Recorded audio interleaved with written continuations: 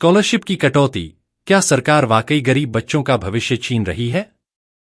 सोचिए, अगर आपके सपनों को पूरा करने का रास्ता बंद कर दिया जाए तो आपको कैसा लगेगा? भारत जैसे देश में, जहां करोड़ों गरीब और पिछड़े वर्ग के बच्चे शिक्षा को अपना जीवन सुधारने का सबसे बड़ा हथियार मानते हैं, वहां अगर उनकी स्कॉलरशिप ही बंद कर दी जाए तो क्या होगा? कांग्रेस अध्यक्ष मल्लिकार्जुन खड़गे का कहना है कि मोदी सरकार धीरे धीरे एससी, एसटी, ओबीसी और अल्पसंख्यक छात्रों की स्कॉलरशिप खत्म कर रही है। उनका दावा है कि सबका साथ, सबका विकास सिर्फ एक नारा रह गया है। असल में इस फैसले से लाखों छात्रों के भविष्य पर ताला लगने वाला है। आखिर ये मुद्दा क्यों इतना बड़ा है? अब आप सोच रहे होंगे कि अरे, ये तो बस एक स्कॉलरशिप है, इसमें इतना हंगामा क्यों? लेकिन जरा रुकिए, यह सिर्फ स्कॉलरशिप की बात नहीं है, यह लाखों छात्रों की जिंदगी से जुड़ा मुद्दा है। गरीब और पिछड़े वर्ग के बच्चे, जिनके पास पढ़ाई के लिए पैसे नहीं होते, सरकारी स्कॉलरशिप ही उनका एकमात्र सहारा होती है। लेकिन अब धीरे धीरे इस सहारे को भी खत्म किया जा रहा है। क्या कहता है डेटा?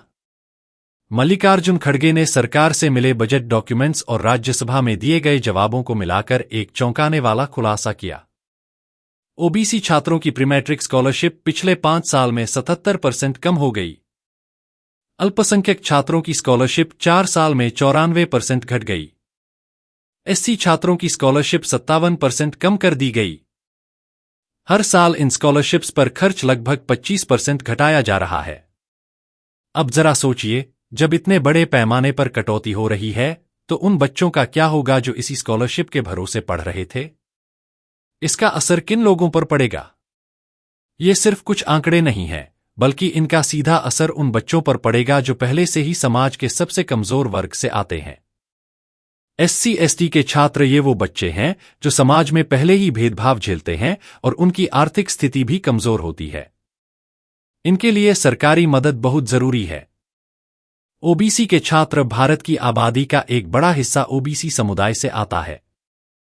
अगर इन्हें शिक्षा में मदद नहीं मिलेगी तो ये पीछे रह जाएंगे।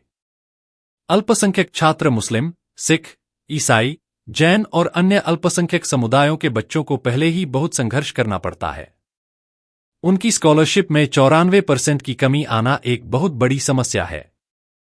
परिणाम क्या होंगे?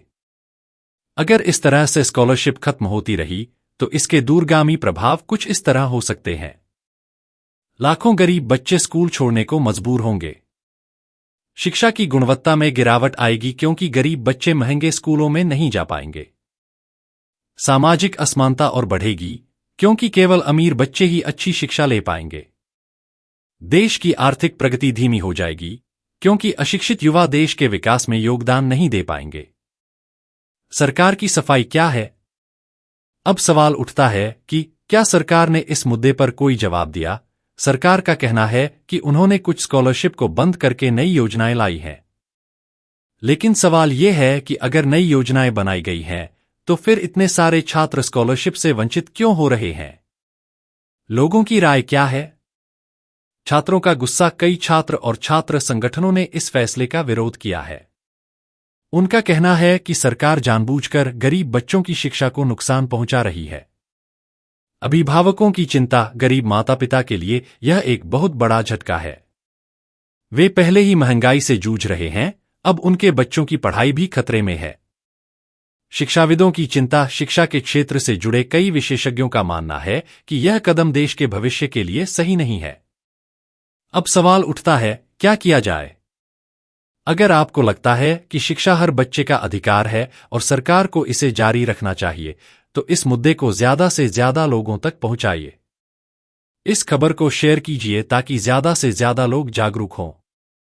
छात्र संगठनों और सामाजिक संगठनों का समर्थन कीजिए। अपने सांसदों और विधायकों से सवाल पूछिए कि वे इस मुद्दे पर क्या कर रहे हैं। निष्कर्ष, क्या शिक्षा का हक सिर्फ अमीरों का रह जाएगा?